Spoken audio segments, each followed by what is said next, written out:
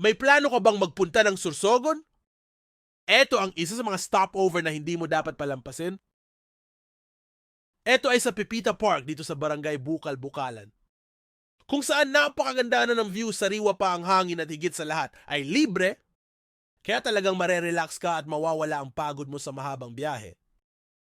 Ito ay along the highway lang, kaya makikita mo agad dahil mapupukaw agad ang attention mo sa madamo na lugar na ito. Presko tumambay dito kaya. Ito din ang paboritong pasyalan ng magkakapamilya at tambayan ng mga magnobyo at nobya.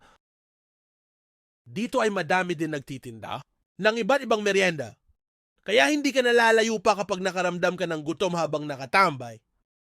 Pwede kang mahiga at maupo sa madamong parte ng lugar na ito. Ang bawal lang dito ay pagkakalat ng kahit anong basura.